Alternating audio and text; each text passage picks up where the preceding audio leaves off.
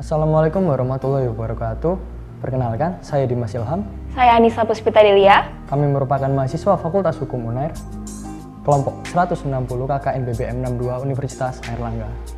Sehubungan dengan pemilihan lokasi KKN kami, yang mana lokasinya merupakan bekas tempat prostitusi pada waktu itu, membuat kami berinisiatif membuat program kerja penyuluhan dan sosialisasi tentang kekerasan seksual, yang mana kami coba sampaikan, kami coba uraikan melalui kacamata hukum.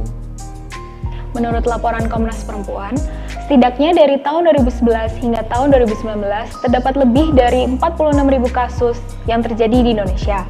Kasus tersebut meliputi di ranah privat dan di ranah publik. Data tersebut menunjukkan bahwa masih banyak sekali tindakan kekerasan seksual yang terjadi di sekitar kita.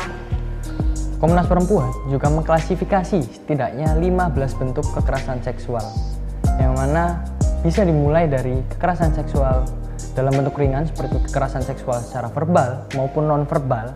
Bahkan ada juga kekerasan seksual yang tendensinya cenderung ke arah bentuk berat, seperti misalnya perkosaan, prostitusi paksa, intimidasi seksual, dan juga ada pengaturan-pengaturan yang bernuansa seksual.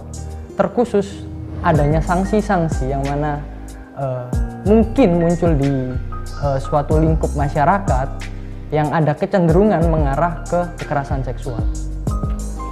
Maka dari itu, kami akan mencoba menjabarkan beberapa dari bentuk-bentuk tersebut. Yang pertama, ada pelecehan seksual. Pelecehan seksual diatur dalam pasal 289 sampai dengan pasal 296 KUHP. Pasal 289 KUHP adalah tentang perbuatan cabul, yang bunyinya adalah barang siapa dengan kekerasan atau ancaman kekerasan memaksa seseorang melakukan atau membiarkan dilakukannya perbuatan cabul, dihukum karena melakukan perbuatan yang menyerang kehormatan kesusilaan dengan pidana selama-lamanya 9 tahun. Selain itu, ada pula pengaturan tindakan perkosaan berdasarkan pasal 285 KUHP yang berbunyi, barang siapa dengan kekerasan atau ancaman kekerasan memaksa seorang wanita bersetubuh dengan dia di luar perkawinan diancam karena melakukan perkosaan dengan pidana penjara paling lama 12 tahun. Bentuk lain yaitu kekerasan seksual terhadap anak. Pasal 76D junto pasal 81 ayat 1 UU nomor 35 tahun 2014 mengatur bahwa setiap orang dilarang melakukan kekerasan ataupun ancaman kekerasan, memaksa anak melakukan persetubuhan dengannya ataupun dengan orang lain, dan dipidana dengan pidana penjara paling singkat 5 tahun dan paling lama 15 tahun dan dengan denda paling banyak 5 miliar rupiah. Ada pula kekerasan dalam rumah tangga yang diatur dalam Undang-Undang Nomor 23 Tahun 2004. Pada pasal 8 menentukan kekerasan seksual sebagaimana yang dimaksud dalam pasal 5 huruf C, yang meliputi A. Pemaksaan hubungan seksual yang dilakukan terhadap orang yang menetap dalam lingkup rumah tangga tersebut. B.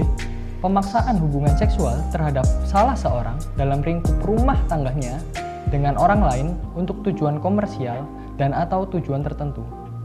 Ancaman pidana untuk pasal 8 huruf A terdapat pada pasal 46 yang menyatakan bahwa setiap orang yang melakukan perbuatan kekerasan seksual sebagaimana dimaksud dalam pasal 8 huruf A dipidana dengan pidana penjara paling lama 12 tahun atau denda paling banyak 36 juta rupiah.